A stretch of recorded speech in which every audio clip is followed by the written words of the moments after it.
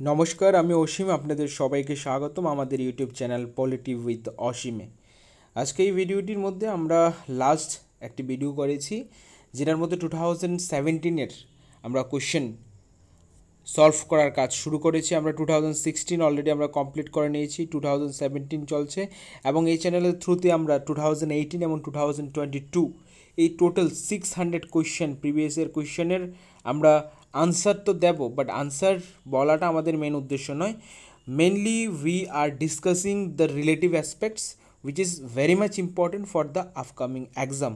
ওকে, and এরই সাথে আরেকটি গুরুত্বপূর্ণ নিউজ আপনাদেরকে আমরা বলে রাখি, আমরা আর 3-4 দিনের মধ্যে আমরা এই চ্যানেলের থ্রুতে আপনাদেরকে ইনফরমেশান দিয়ে দেবো। আমরা best 1000 question for STPGT political science, okay, political সায়েন্সের বেস্ট 1000 কোয়েশ্চেন উইথ অ্যানালাইসিস আমরা আনছি, যেগুলো আপনারা চাইলে আমাদের চ্যানেলের থ্রুতে আপনারা বাই করতে পারেন। যেটা আমি আপনাদেরকে এটা এনশিওর করতে পারি, এই যে কোয়েশ্চেনগুলো যাদের অলরেডি আপনারা 40% 50% প্রিপারেশন অলরেডি আপনাদের হয়ে গেছে, তাদের এই 1000 কোয়েশ্চেন আপনাদের অনেকটা হেল্প করবে।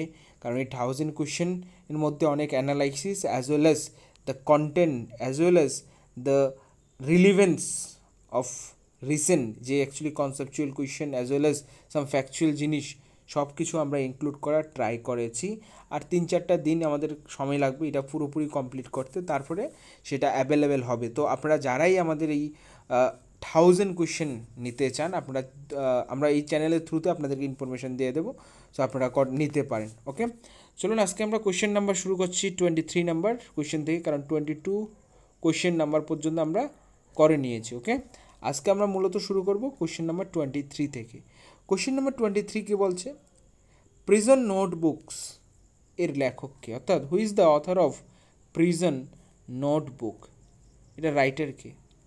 এখানে যদি আমি সিম্পল আনসার যদি বলি, আর right answer is the Gramsci. Okay, Gramsci exactly written this book prison notebook. এটা আপনার প্রথম ইনফরমেশন হয়ে গেল। সেকেন্ড ইনফরমেশন, প্রিজন নোটবুকটা তিনি কবে লিখেছেন।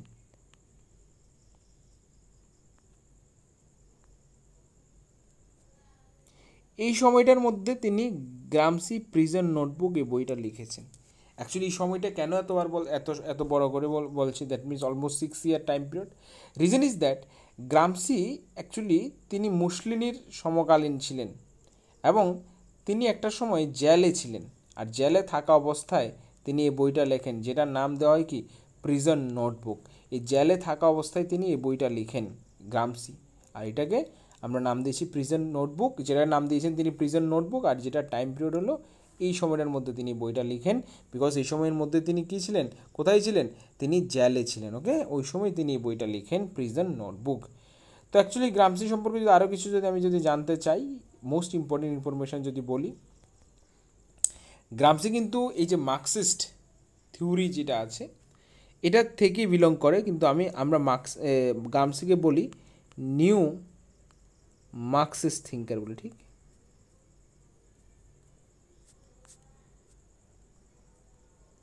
নিউ মার্কসিস্ট থিঙ্কার আমরা বলে থাকি গ্রামসিকে। ওকে, নিউ মার্কসিস্ট থিঙ্কার আমরা বলে থাকি গ্রামসিকে। ইভেন এই আরও একটা ইম্পর্টেন্ট ইনফরমেশান আপনি লিখে রাখুন। দেখুন, একটা তো আপনি তার ইনফরমেশান এই যে গ্রামসির বইটা লিখলেন, সেকেন্ড ইনফরমেশান আপনি কী লিখলেন, তাকে আমরা নিউ মার্কসিস্ট বলে থাকি। এবার তাকে আরও বলি father of cultural Marxism. Okay, cultural Marxism, যে কালচারাল মার্কসিজমের ফাদারও আমরা গ্রামসিকে বলে থাকি। এবং আরও যদি বলে থাকি, এই যে নিউ মার্কসিজম কনসেপ্ট, সে তো নিউ মার্কসিস্ট থিঙ্কার আমরা বলছি, কিন্তু নিউ মার্কসিজম যে থট প্রসেস না, এটা সব থেকে যদি কারোর দ্বারা যদি প্রভাবিত থাকে সেটা ছিল গ্রামসি। ওকে, নিউ মার্কসিস্ট গ্রামসির দ্বারাই সবচেয়ে বেশি প্রভাবিত ছিল নিউ মার্কসিস্ট থট। ওকে, নিউ মার্কসিস্ট থট গ্রামসির দ্বারাই, এটা নিউ মার্কসিস্টকে আমরা ফ্র্যাঙ্কফোর্ট স্কুলও বলে থাকি, ঠিক। এটা সবচেয়ে বেশি প্রভাব ছিল গ্রামসির দ্বারাই। এইগুলো আপনার গ্রামসি সম্পর্কে কিছু ইনফরমেশন। আরও কিছু ইনফরমেশন চাইলে আপনি লিখে রাখতে পারেন। গ্রামসির সবচেয়ে ফেমাস যদি কনসেপ্ট যদি বলি, গ্রামসির কনসেপ্ট হলো হিজিমনি কনসেপ্ট। ওকে, হিজিমনির কনসেপ্ট, সরি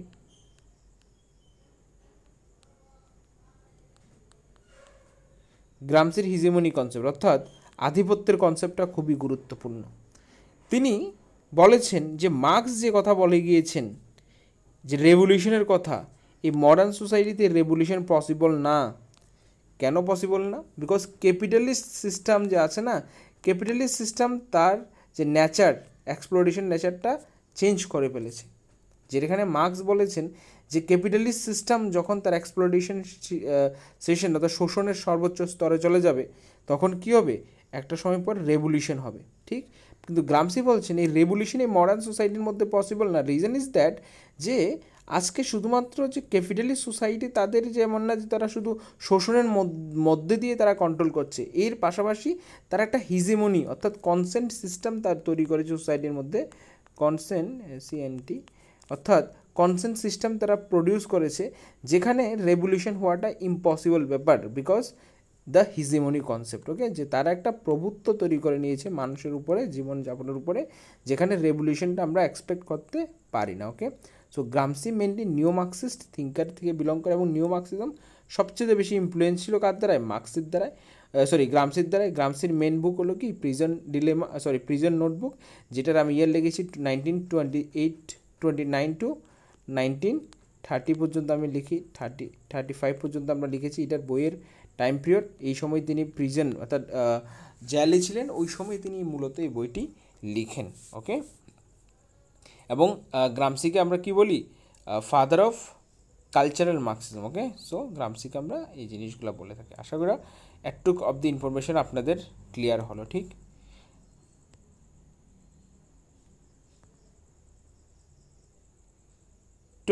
নম্বর কোয়েশ্চেন, 24 নম্বর কোয়েশ্চেন কি বলছে? আমরা 24 নম্বর কোয়েশ্চেন দেখছি।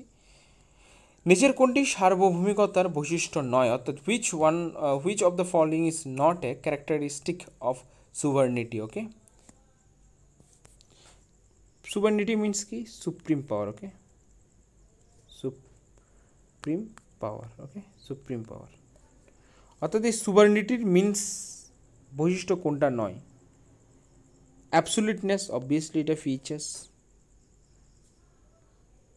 পার্মানেন্স অর্থাৎ স্থায়িত্ব, অবভিয়াসলি এটা একটা ফিচার্স। যেহেতু এটা একটা ফিচার্স, তাহলে তো নন অফ দ্য অ্যাবভ কোনো মতেই হবে না। বাট এখানে বিভাজ্যতা,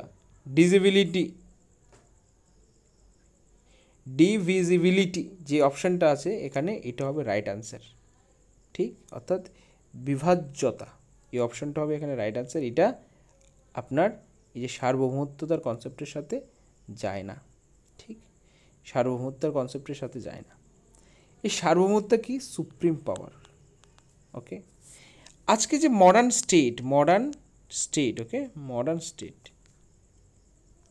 আজকে বর্তমানে মডার্ন স্টেট হতে গেলে 4টি উপাদান বা এলিমেন্টস আছে। এর মধ্যে একটা কি? একটা হলো পিপল, 2 নম্বর কি? সীমানা, টেরিটরি,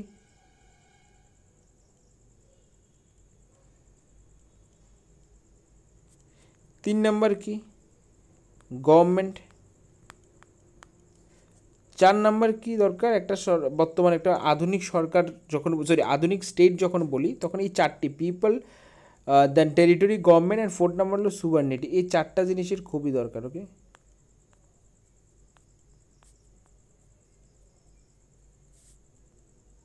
এই সুভার্নিটি মিনস কি? এক্সটার্নাল এবং ইন্টারনাল ম্যাটারে ডিসিশন নেওয়া সুপ্রিম পাওয়ার। এটাকে আমরা সুভার্নিটি বলি। সো এখানে রাইট আনসার কি? এখানে রাইট আনসার হলো বিভাজ্যতা অর্থাৎ divisibility. Okay, is the right answer. এখানে ইজ নট বলেছে, কোনটা নয়? So absolutism obviously, and then permanence and none of the above তো হবে না, যেহেতু উপরে 2টা আছে। এখানে ডিভিজিবিলিটি, এটাই আপনার রাইট আনসার। এবার আমরা কোয়েশ্চেন নাম্বার 25 দেখি। 25 কোয়েশ্চেন নাম্বার কি বলছে? হু among the following philosopher is associated with the social contact theory? Fine, very good. Social contact theory, সামাজিক চুক্তি মতবাদের সঙ্গে যুক্ত। অর্থাৎ কি নিচের উল্লেখিত দার্শনিকদের মধ্যে কে সামাজিক চুক্তি মতবাদের সঙ্গে যুক্ত? এখানে which one of the following philosopher is associated with the social contact theory? So এখানে যদি সিম্পল আনসার কী হবে? লক হবে, ঠিক। আমরা দেখেছি হবস, লক অ্যান্ড রুশো।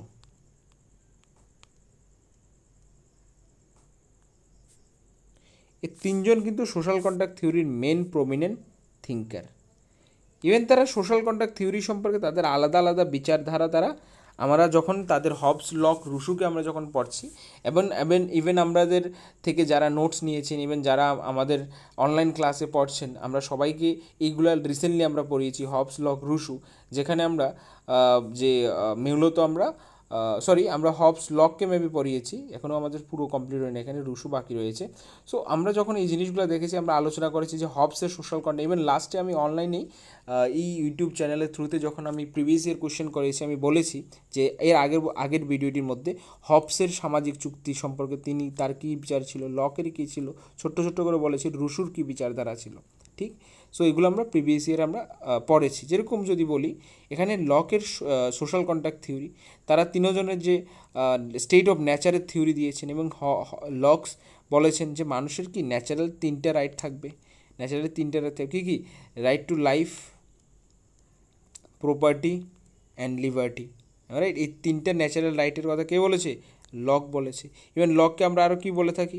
লককে আমরা লিবারালিজমের ফাদার বলে থাকি, ওকে, লিবারালিজমের ফাদার বলে থাকি। আশা করি এই যে কিছু ইনফরমেশন, বেসিক ইনফরমেশন আপনারা এগুলো মাথাতে রাখতে হবে। জাস্ট আপনি যদি শুনেনও বারবার এই জিনিসগুলো, আপনাদের অনেকটা জিনিসই কিন্তু মনে হয়ে যাবে, ওকে। দেন আমরা কোয়েশ্চেন নাম্বার 26 আমরা মুভ করছি। দ্যাট কোয়েশ্চেন নাম্বার 26 কী বলছে দেখুন, the Marx's theory of surplus value is largely influenced by the theory of, অর্থাৎ কি মার্কসের উদ্ধৃত মূল্যের তত্ত্বটি বিশেষ করে যার তত্ত্বের দ্বারাই প্রভাবিত হয়েছে। একদম সিম্পল আনসার যদি বলি, আপনারা মাথাতে রাখবেন, কার তত্ত্বের দ্বারাই? রিকার্ডোর থিওরি অফ রিকার্ডোর একটা থিওরি ছিল যেটাকে বলা হয় লেভার থিওরি অফ ভ্যালু, ওকে। এই রিকার্ডোর একটা থিওরি ছিল লেভার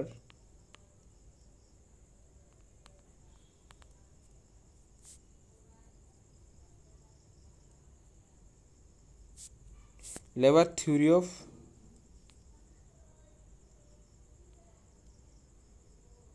ভ্যালু। এই থিওরির থেকেই কিন্তু মার্কসের যে থিওরি, সারপ্রাইজ ভ্যালুর যে থিওরিটা অ্যাকচুয়ালি আসে। এই যে লেবার থিওরি অফ ভ্যালু, এটাই labour theory of value direct আসতে পারে কে দিয়েছে? রিকার্ডো দিয়েছে। ইভেন মার্কসের সারপ্রাইজ ভ্যালুটা কিসের দ্বারা প্রভাবিত ছিল? এই যে লেবার থিওরি অফ ভ্যালুর দ্বারা প্রভাবিত ছিল, ঠিক। লেবার থিওরি অফ ভ্যালু, যার উপর বেস করে মার্কস তিনি তার সারপ্রাইজ ভ্যালু মিনস কি? এবার আমরা একটু সারপ্রাইজ ভ্যালু নিয়ে একটু আলোচনা করি, উদ্ধৃত মূল্যের তত্ত্বটি নিয়ে আমি একটু আলোচনা করি দিই আপনাদেরকে। সারপ্রাইজ ভ্যালু অর্থাৎ মার্কস বলছে যে একটা ইন্ডাস্ট্রির মধ্যে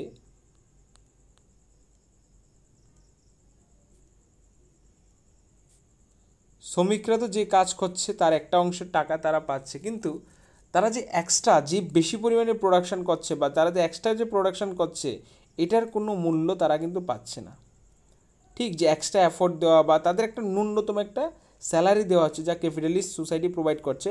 বাট এই যে সারপ্লাস ভ্যালু, যে এক্সট্রা যে ভ্যালু তারা অ্যাডেড করছে এই ইন্ডাস্ট্রির মধ্যে, এক্সট্রা যে প্রোডাকশন অ্যাডেড করছে, তার কোনো মূল্য তারা পাচ্ছে না। এই টাকা টোটালি কার কাছে যাচ্ছে? ইন্ডাস্ট্রিয়াল গ্রুপের কাছে, অর্থাৎ ক্যাপিটালিস্ট গ্রুপের কাছে যাচ্ছে। তিনি সারপ্লাস ভ্যালুর মধ্যে এটাই বলে, সারপ্লাস ভ্যালু, ঠিক আছে।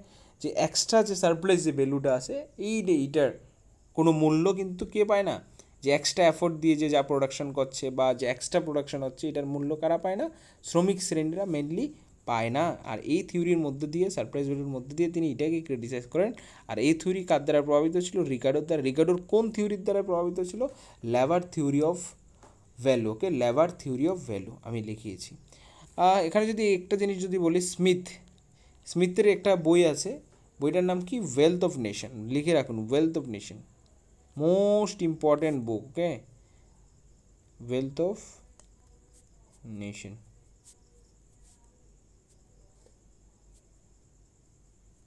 এই বইটা কবে লিখেন তিনি? 1776 তিনি লিখেন, ওকে, ওয়েলথ অফ নেশন, ওকে।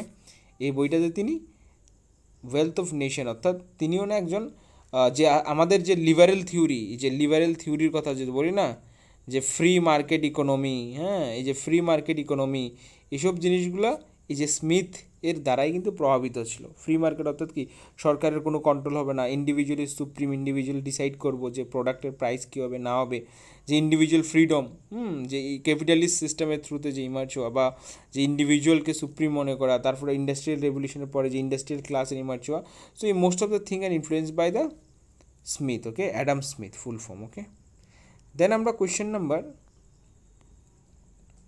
27 দিকে আমরা মুভ করছি। 27 নম্বর কোয়েশ্চেন কী বলছে দেখুন, who wrote the book on liberty. এই বইটা আমি কতবার ওই দিন লিখিয়েছি দেখুন, এই কারণে বলছি যে প্রিভিয়াস ইয়ার কোয়েশ্চেন সলভ করা it is very much important. এই দিন আমি যখন জেএস মিলের 2016 যখন জেএস মিলের কী জানি একটা কোয়েশ্চেন আমি সলভ করাচ্ছিলাম, তখন আমি জেএস মিলের কিছু বইয়ের নাম লিখিয়েছি। অন লিবার্টি একটা ছিল, সাবজেকশন অফ উইমেন একটা ছিল। সো এই যে বইগুলো না, এই বইগুলোর নাম আপনাদের ভালোভাবে মনে রাখা বা পড়া খুবই ইম্পর্টেন্ট, ওকে। সো এক্ষেত্রে আপনি যদি বলি অন লিবার্টি বইটি আসলে কার, অন লিবার্টি বইটি হলো আপনার জেএস মিলের, ওকে। মিলের এই বইটি অন লিবার্টি বইটি লিখেন কততে লিখেন, বইটির ইয়ার আমি যদি ভুল না করি, জেএস মিলের এই বইটি লিখেন তিনি এই বইটি লিখেন 1859 তিনি এই বইটি লিখেন, ঠিক। আর এই জেএস মিলের এই বইটি ওয়ান অফ দ্য ইম্পর্টেন্ট বুক, ওকে, যে one of the important book JS মিলের, ওকে। 1859 তিনি বইটি লেখেন, 1859 এই বইটি তিনি লিখেন, ওকে। 1859 রিটেন বাই দ্য জেএস মিল এই বইটি লিখেন, ওকে। বইটির নাম কি, লিবার্টি। আর জেএস মিলের আরও একটা বই ইম্পর্টেন্ট বই আছে যেটা নেক্সট বার আসতে পারে, সেটা হলো subjection of women, okay. Subjection of women, okay, লিখে রাখুন বইটির নাম যারা লিখেননি আগে, সাবজেকশন অফ,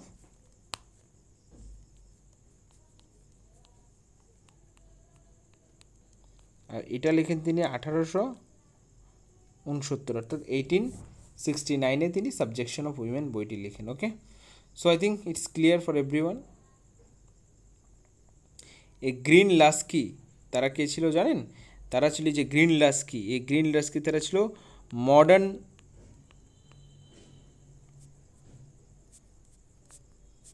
লিবারালিজমের আপনার আমরা কালকেও আমি বলেছি একটি ভিডিওর মধ্যে, মানে আগের ভিডিওটি যেটাতে আমি করেছিলাম ফার্স্ট 2017, তার মধ্যে আমি বলেছি যে মডার্ন লিবারালিজম যে ছিল, লিবারালিজমের classical liberalism, modern liberalism, libertarianism, new liberalism, এই যে গ্রিন অ্যান্ড লাস্কি তারা মডার্ন লিবারালিজমের সাপোর্টার ছিলেন।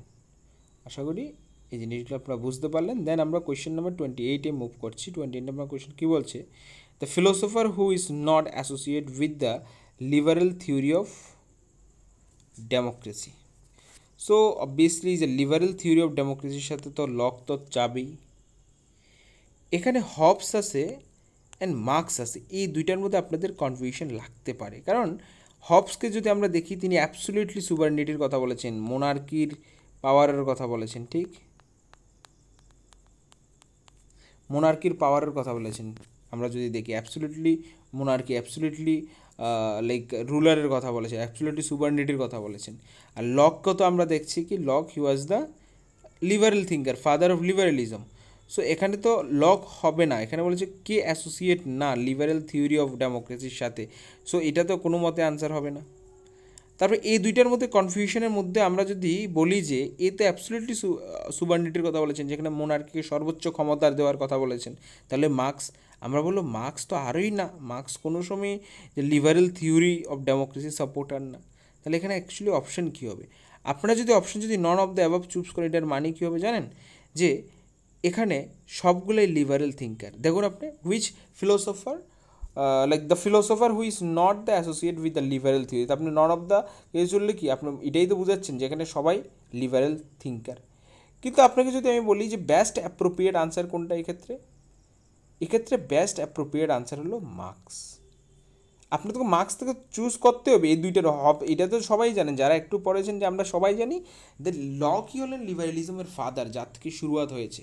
এবার হবস আর মার্কসের মধ্যে আপনাদের কনফিউশন আসতে পারে, কিন্তু এর মধ্যে আপনাকে কাকে চুজ করতে হবে, আপনাকে মার্কসকে চুজ করতে হবে। রিজন ইজ দ্যাট হবসের আমরা যদি সোশ্যাল কন্ট্রাক্ট থিওরি যদি দেখি, সোশ্যাল কন্ডাক্ট থিওরি, সেখানে কিছু লিবারেল পার্সপেক্টিভের আমরা ধ্যান দেখতে পাই। ইভেন হবস কিন্তু বলেছেন যে মানুষের সবগুলো অধিকার তারা স্যারেন্ডার করলেও তাদের একটার অধিকার right to self preservation, okay, right to self preservation অধিকার কিন্তু তিনি মানুষদেরকে দিয়েছেন, right to self preservation, okay, self প্রিজার্ভেশনের রাইট কিন্তু তিনি দিয়েছেন। সো আমরা ওই পার্সপেক্টিভে আমরা এখানে লককেও কিন্তু এখানে কনসিডার করতে পারি লিবারেল থিঙ্কারের মধ্যে, বাট মার্কসকে আমরা কোনো মতেই কনসিডার করতে পারি না, ওকে। সো এখানে আনসার কী হবে? কার্ল মার্কস, বিকজ আমরা লককে জানি he is the father of liberalism. কিন্তু হবস আর মার্কসের মধ্যে আমাদের ডাউট হতে পারে, 99% স্টুডেন্টের যে জায়গায় ডাউট হতে পারে এই কোয়েশ্চেনটার মধ্যে, হবস হবে নাকি মার্কস হবে, কিন্তু হবসকে আপনি একটু কনসিডার করতে পারেন লিবারেল হিসেবে। রিজন ইজ দ্যাট হবস কিন্তু তার যে সোশ্যাল কন্ট্যাক্ট বা নেচার অফ স্টেটে বা যে অ্যাবসলিউট সুপারনেটিভ কনসেপ্টে তিনি বলেছেন মানুষের কাছে একটা রাইট কিন্তু থাকবে, সেটা কি? রাইট টু সেলফ প্রিজার্ভেশন, নিজেকে আত্মরক্ষার যে অধিকারটা কিন্তু থাকবে। সেই ক্ষেত্রে মার্কস কিন্তু লিবারেল থিঙ্কার না, তিনি সোশ্যালিজম সাথে যুক্ত, তিনি মার্কসিজমের সাথে যুক্ত, ওকে। এবার আমরা কোয়েশ্চেন নাম্বার 29 দিকে ধ্যান দিচ্ছি। 29 নম্বর কোয়েশ্চেন কী বলছে দেখুন। 29 নম্বর question, according to Hobbes and Locke, rights to life, property, liberty are given by, simple ব্যাপার, এই রাইটগুলো কে দিয়েছে? এখানে নেচার অফ স্টেট, নেচার দিয়েছে। হবস, লক, মেনলি লকের যে বলেছেন যে তিনটি রাইট এগুলো আপনাদের মানুষের ন্যাচারাল, বাই নেচার তারা পেয়েছে, ঠিক। ইভেন আমরা যদি দেখি লকে যদি বলে এই যে তিনটা রাইটকে প্রোটেক্ট করার জন্য লক কী বলেছেন? স্টেটের ফরমেশনের কথা বলেছেন। বলতে কি স্টেট শুধু না, এই তিনটা রাইটকে প্রোটেক্ট করে, মানুষের প্রপার্টি, লাইফ, ইভেন আর কি ফ্রিডম, এই তিনটা জিনিস শুধুমাত্র স্টেট এনশিওর করবে, এর বাইরে গিয়ে স্টেট তার কাজ করবে না, অর্থাৎ লিমিটেড ফর্ম। আমরা যদি দেখি যে classical liberalism limited form of গভর্নমেন্টের কথা বলে, ঠিক, তারা বলে যে গভর্নমেন্টের ইন্টারফিয়ারেন্স অনেকটা কম হওয়া দরকার, ওকে। সো এক্ষেত্রে আনসার কী হবে? নেচার। এই যে right to life, property, liberty, এগুলো কে দিয়েছে? নেচার, ওকে।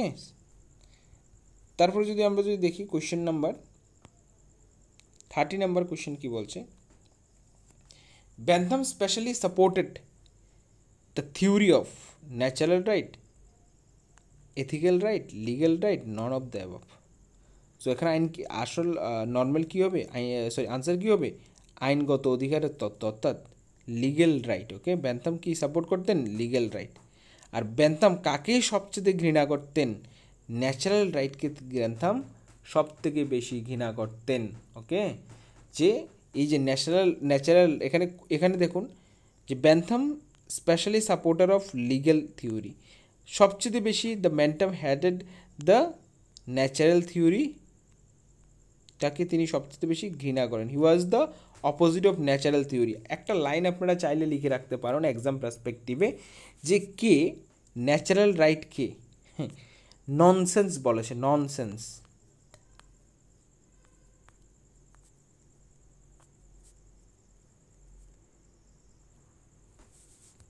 কে ন্যাচারাল রাইটকে ননসেন্স বলেছে? আপনার বেন্থাম ন্যাচারাল রাইটকে ননসেন্স বলেছে, ননসেন্স। তিনি বলেছেন যে কি argued that right can only exist, he argued that natural rights call as a nonsense, okay. সে তার তর্ক দিয়েছে কি ন্যাচারাল রাইট কি ননসেন্স। ডাইরেক্ট কোয়েশ্চেন আসতে পারে, কে ন্যাচারাল রাইটকে ননসেন্স বলেছেন? কে বলেছেন? বেন্থামের মধ্যে এই রাইটসগুলোর কোনো মিনিংলেস, অর্থাৎ কি ননসেন্স বলেছেন। এবং তিনি মনে করেন যে কি সিম্পলি যদি বলি, he argued that right can only exist when they are created or granted by law, অর্থাৎ তিনি বলছেন যে কি শুধুমাত্র ওই লগুলাই অ্যাকসেপ্টেড যেগুলো কোনো কানুন দ্বারাই তৈরি করা হচ্ছে। এই যে ন্যাচারাল রাইট, এগুলো meaningless, nonsense according to Bentham. তাহলে ডাইরেক্ট কোয়েশ্চেন আসতে পারে যে বেন্থাম ন্যাচারাল রাইটকে কী বলেছেন? ন্যাচারাল রাইটকে তিনি ননসেন্স বলেছেন। বেন্থাম কি?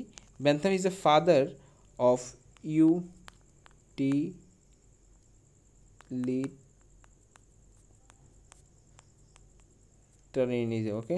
He is a father of utilitarianism. Most important thing is that you need to remember utilitarianism. Utilitarianism main slogan ki greatest happiness of the greatest number. I think it's clear for everyone. Okay, then আমরা next কোয়েশ্চেনে move করছি।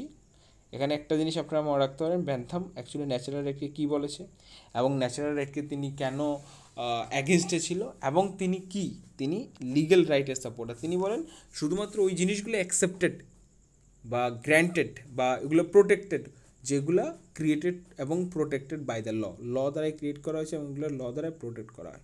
Simple answer গেল option number C. Okay, তারপরে যদি বলি 31 number question. 31 number question কী বলছে আমরা দেখিনি। 31 নাম্বার কোয়েশ্চেন, 31 নাম্বার কোয়েশ্চেন বলছে nationalism is a menace to civilisation, অর্থাৎ জাতীয়তাবাদ সভ্যতার সংকট স্বরূপ উক্তিটি কে করেছেন। দেখুন একটা জিনিস আপনারা যদি ভালোভাবে যদি বুঝেন আপনারা এটার আনসারটা কিন্তু পেয়ে যাবেন। দেখুন এখানে জাতীয়তাবাদকে তিনি কিসের সাথে তুলনা করেছেন, বলেছেন জাতীয়তাবাদ সভ্যতার সংকট স্বরূপ। এবার যদি দেখি এখানে জাতীয়তাবাদ সম্পর্কে এখানে কে আছে, গান্ধীজি আছে, জ্যানিংস আছে। জ্যানিংস আছে একজন তোমার কনস্টিটিউশনাল এক্সপার্ট। গান্ধী আর রবীন্দ্রনাথ ট্যাগর আছেন নন of the above. Okay fine, so answer তো এই তিনটের মধ্যে একটা হবে। কিন্তু এখানে একটা জিনিস দেখেন যে জাতীয়তাবাদ হলো সভ্যতার সংকট স্বরূপ, অর্থাৎ জাতীয়তাবাদকে ক্রিটিসিজম করা হচ্ছে। এখানে কী করা হচ্ছে, জাতীয়তাবাদকে ক্রিটিসিজম টিপ্পণী করা হচ্ছে। এবার যদি এই থিওরি, এই যে আপনি যদি আনসার জানেন না কিন্তু আপনার কনসেপ্ট ক্লিয়ার, তাহলে আপনি কিন্তু এই আনসারটা পর্যন্ত আপনার রিচ, অর্থাৎ আপনি রাইট আনসারটা ফাইন্ড আউট করতে পারবেন। দেখুন কীভাবে ফাইন্ড আউট করবেন। তো এই লাইনটা পড়লে দেখবেন যে এখানে জাতীয়তাবাদ সম্পর্কে একটা নেগেটিভ পার্সপেক্টিভ আপনি দেখতে পাবেন। ঠিক, জাতীয়তাবাদ সম্পর্কে একটা নেগেটিভ পার্সপেক্টিভ তিনি দেখতে পাবেন। ওকে, সো এক্ষেত্রে আপনি 99% টাইম আপনি রবীন্দ্রনাথ ট্যাগরকে আপনি ক্লিক মারতে পারেন। রিজন ইজ দ্যাট যে জাতীয়তাবাদ সম্পর্কে যে ক্রিটিসিজম, যেসব মানুষগুলো জাতীয়তাবাদকে ক্রিটিসিজম করেছে আমাদের ইন্ডিয়ান কনটেক্সট বা ইন্ডিয়ান থিঙ্কাররা, এর মধ্যে রবীন্দ্রনাথ ট্যাগর হলো মোস্ট ইম্পর্টেন্ট থিঙ্কার যে জাতীয়তাবাদী কনসেপ্টকে সবচেয়ে বেশি ক্রিটিসিজম করেছে। ওকে, সো এক্ষেত্রে রাইট অ্যান্সার কী হবে, Rabindranath Tagore is the right answer. Okay fine, এখানে আর এক্সপ্লেন করার কিছু নেই। আমি শুধু একটুকু আপনাকে বলে দিতে পারি রবীন্দ্রনাথ ট্যাগর কী ছিল, he was the against of nationalism. সেই ন্যাশনালিজম জাতীয়তাবাদী ধারণার অ্যাগেনস্টে আসছিল। ঠিক আছে,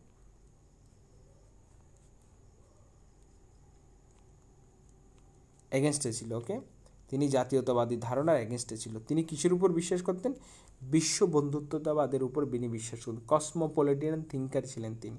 ওকে, রবীন্দ্রনাথ ট্যাগর তিনি যে এইসব জিনিসগুলোর উপর তিনি বিশ্বাস করতেন না, কিসের উপরে, যে জাতীয়তাবাদী। তিনি বলেন যে জাতীয়তাবাদী চিন্তাধারা না মানুষের মধ্যে সংকীর্ণতা তৈরি করে, that means it's limit the people wish. Okay, তারপরে যদি বলি নেক্সট কোয়েশ্চেন যদি বলি 32 নাম্বার কোয়েশ্চেন কী বলছে, the alternatives to peaceful coexistence is co-destruction.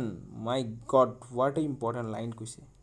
শান্তিপূর্ণ সহাবস্থানের বিকল্প হলো সম্মিলিত ধ্বংস, অর্থাৎ শান্তিপূর্ণ সহাবস্থানের বিকল্প, তার বিপরীত বা তার রেজাল্ট কী হতে পারে, হতে পারে সম্মিলিত ধ্বংস হতে পারে। এই কথাটা কে বলেছে, এই কথাটা বলেছে অ্যাকচুয়ালি এই যে পিসফুল কোএক্সিস্টেন্স, এই ওয়ার্ডগুলো কোন সময় সবচেয়ে বেশি লাইক ইম্পর্টেন্স পায়, during the cold war. Okay, during the cold war সময় এই ওয়ার্ডগুলোর সবচেয়ে বেশি ইমার্জেন্ট হয়। ঠিক, during the cold war.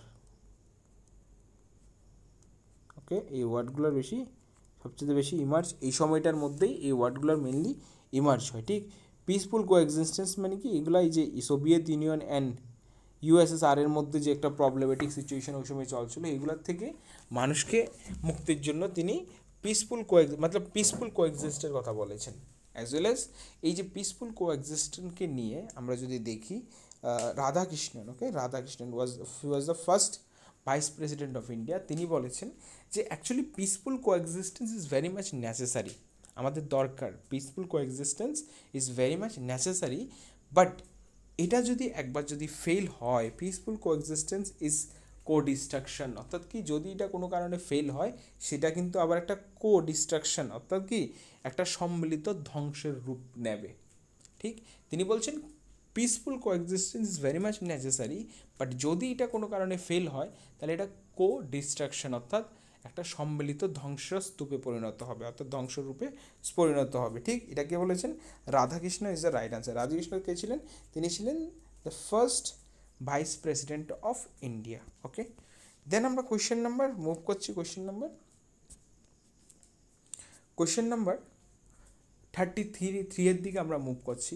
When was the constitution of India adopt, অর্থাৎ ভারতের সংবিধান কবে গৃহীত হয়? একেবারে সিম্পল কোয়েশ্চেন, এখানে না জানারও কিছু নেই, গিয়ে নেই।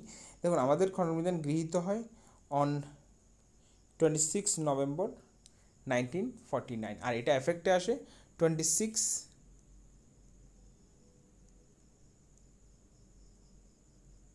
জানুয়ারি 1950। ওকে, এটা এফেক্টে আসে 26 জানুয়ারি 1950, এটা এফেক্টে আসে। ওকে, ইভেন আমাদের কনস্টিটিউশন কে তৈরি করেছে? কনস্টিটিউশন অ্যাসেম্বলি আমাদের কনস্টিটিউশন তৈরি করেছে। ইভেন কনস্টিটিউশন অ্যাসেম্বলির মেন ফাদার বা মেন ফিগার কে গেছিলো, এগুলো পরবর্তী কোয়েশ্চেন আমরা আলোচনা করছি একটু দেখুন। তারপরে 34 নম্বর কোয়েশ্চেন যদি আমরা দেখি, who was the elected as the temporary president of the constitution assembly. Constitution অ্যাসেম্বলির টেম্পোরারি, অর্থাৎ যে প্রথম যে সভাটা হয়েছে কনস্টিটিউশন অ্যাসেম্বলির, ওকে, এই সভাতে ফার্স্ট মিটিংটা করার জন্য, অর্থাৎ তার চেয়ার কে করেছেন? চেয়ার করেছেন ডক্টর সচিদানন্দ সিং। ওকে, ডক্টর সচিদানন্দ। আর পার্মানেন্ট প্রেসিডেন্ট কে হয়েছে? রাজেন্দ্র প্রসাদ। ওকে,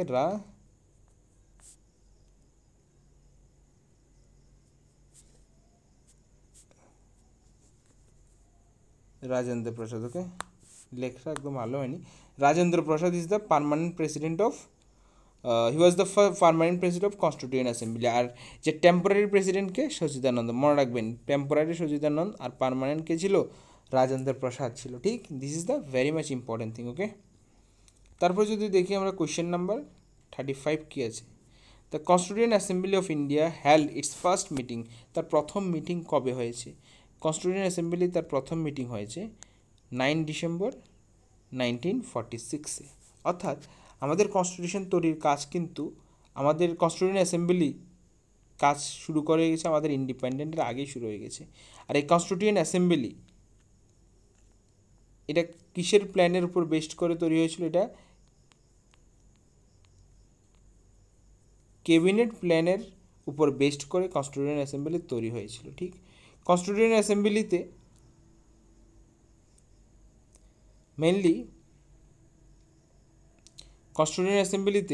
মেনলি দুইটা অংশের মানুষ, অর্থাৎ দুইটা পার্টের মানুষ এখানে অংশগ্রহণ করেন। কিছু মানুষ এখানে অংশগ্রহণ করেন প্রভিন্স থেকে, ওকে, আর কিছু মানুষ এখানে অংশগ্রহণ করেছিলেন প্রিন্সলি স্টেট থেকে এই কনস্টিটিউশন অ্যাসেম্বলির মধ্যে। আর এই প্রভিন্স কি? 11টা প্রভিন্স ছিল ওই সময়, যেগুলো এখানে ব্রিটিশ ডাইরেক্টলি কন্ট্রোল করতো। ওই সময় 565 কী ছিল? প্রিন্সলি স্টেট ছিল। ঠিক, এগুলো ব্রিটিশরা ইনডাইরেক্টলি কন্ট্রোল করতো, আর এখানে ব্রিটিশরা ডাইরেক্টলি কন্ট্রোল করতো। ঠিক, এটা ছিল প্রিন্সলি স্টেট। ওকে, এই দুইটা পার্টের মানুষটাই কিন্তু কনস্টিটিউশন অ্যাসেম্বলিতে এসেছিল। ঠিক, আশা করি এই জিনিসটা আপনার 35 নম্বর কোয়েশ্চেনটা আপনারা বুঝলেন যে অ্যাকচুয়ালি 35 নম্বর কোয়েশ্চেন। ওকে, তো 35 নম্বর কোয়েশ্চেন এটা বলছে যে কবে হয়, তো প্রথম মিটিং কবে হয়? 9 ডিসেম্বর 1946-এ তার প্রথম মিটিং হয়। ওকে, তারপরে যদি দেখি আমরা একটু যদি সরিয়ে যদি দেখি, তারপরে কোয়েশ্চেন নাম্বার 36 কী বলছে? Indian constitution has given the residuary power. Residuary power আমাদের একটু বুঝতে হবে যে অবশিষ্ট ক্ষমতার মানে কি।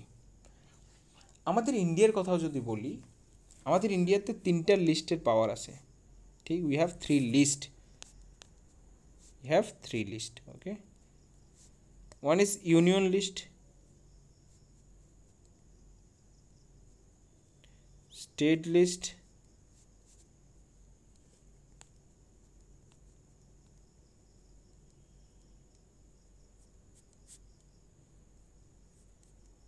Concurrent list. ওকে, এই 3টে লিস্টের বাইরে যদি কোনো পাওয়ার যদি বেঁচে যায়, থেকে যায়, সেটাকে আমরা অবশিষ্ট ক্ষমতা বলি। ঠিক, অবশিষ্ট ক্ষমতা বলি। আশা করি বুঝতে পারলাম অবশিষ্ট ক্ষমতা। এই যে 3টা লিস্ট আমি বললাম, union list, state list and concurrent list, এর বাইরে যদি কোনো পাওয়ার যদি থেকে থাকে, এটাকে আমরা বলবো হচ্ছে অবশিষ্ট ক্ষমতা, রেসিডুয়ারি পাওয়ার।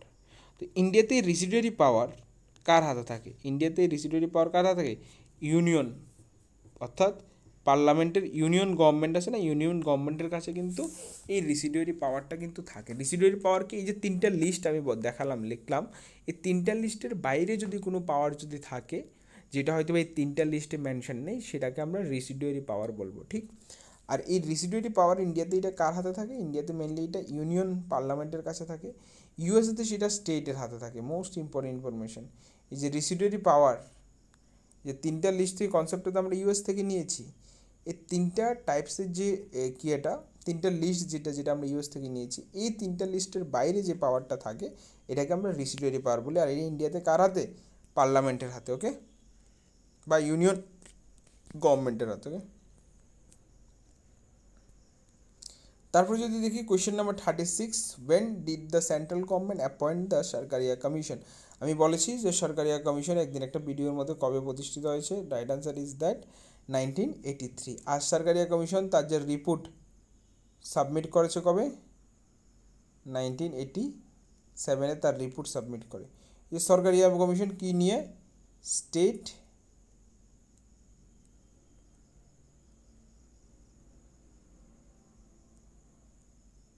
সেন্ট্রাল রিলেশন, ওকে।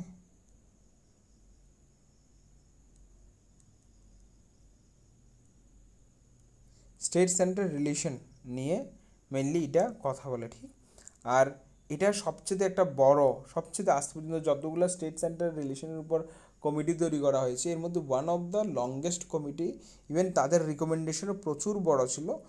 তারা অ্যাকচুয়ালি সরকারিয়া কমিশন ফরমেশন হয় 1983-তে, আর এটা সাবমিট করে আপনার 1987-এ। ইভেন এটা মেনলি কি স্টেট সেন্ট্রাল রিলেশনশিপ নিয়ে এই কমিটিটা মেনলি ফরমেশন করা হয়েছে, ঠিক আছে।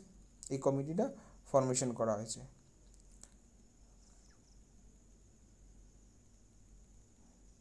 তারপরে কোশ্চেন যদি আমরা দেখি,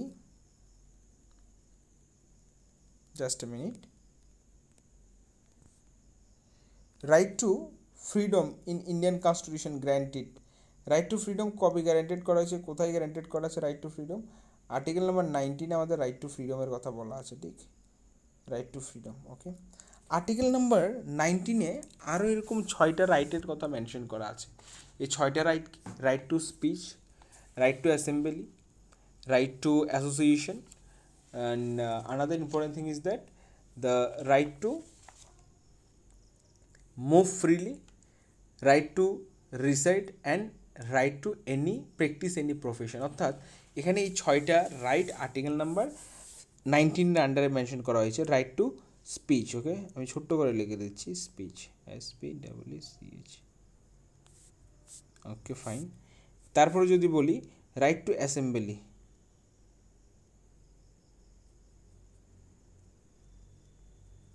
তারপরে যদি বলি রাইট টু অ্যাসোসিয়েশন,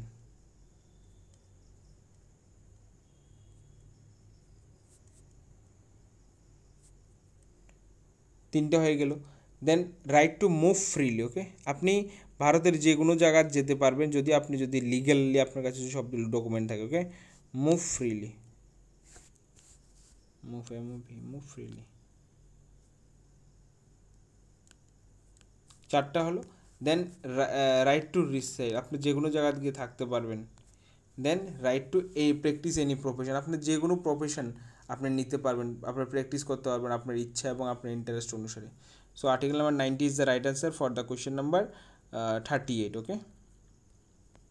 39 কি, which part of the Indian Constitution deals with the directive principle of state policy? Simple ব্যাপার, directive principle of state policy আপনার part number 4 article number 36 to 51-এর মধ্যে মেনশন করা আছে, ঠিক। এই আর্টিকেলের মধ্যে ডিপিএসপির কথা বলা হয়েছে, ওকে। তারপরে আমি দেখি আজকের দিনের লাস্ট কোয়েশ্চেন 40 নাম্বার কোয়েশ্চেন যদি দেখি, the right to constitutional remedies, okay, or remedy in the Indian Constitution is provided for under। So এখানে সিম্পল আনসার যদি বলি, এখানে রাইট আনসার কী হবে? Article number 32। আমাদের ফান্ডামেন্টাল রাইটের যে 6 ফান্ডামেন্টাল রাইট আছে, এই out of the 6 fundamental right, and this is one of them, okay. Article number article number 32 কী বলেছে? কনস্টিটিউশনাল রিমেডির কথা বলেছে, ওকে। কনস্টিটিউশনাল রিমেডিস, প্রতিকারের কথা, ওকে। সো এরই সাথে আজকে আবার এই যে আর্টিকেলটাকে না, ডক্টর বি আর আম্বেদকর আমাদের Indian কনস্টিটিউশনের heart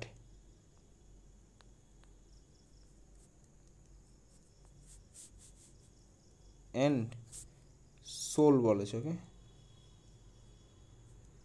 heart and soul বলেছে আর্টিকেল নাম্বার 32কে। সো এর মধ্যে দিয়ে আজকে আমাদের ভিডিও আমরা শেষ করছি। আমরা টোটাল 40 কোয়েশ্চেন করে নিয়েছি। নেক্সট ভিডিওর মধ্যে আমরা 41 থেকে আমরা শুরুয়াত করবো। তো যারা আমাদের ভিডিও দেখছেন আপনারা সবাই এটা এনশিওর করবেন আপনারা ভালোভাবে ভিডিওগুলো করে আপনারা ডিটেলসগুলো শুনবেন, অ্যাজ ওয়েল এজ যে জিনিসগুলো আপনাদের খাতায় লেখা দরকার ওই জিনিসগুলো আপনারা খাতায় লিখবেন। সো নমস্কার সবাইকে, আবারও আমাদের পরবর্তী ভিডিও আবার দেখা হবে। নমস্কার, সবাই ভালো থাকবেন।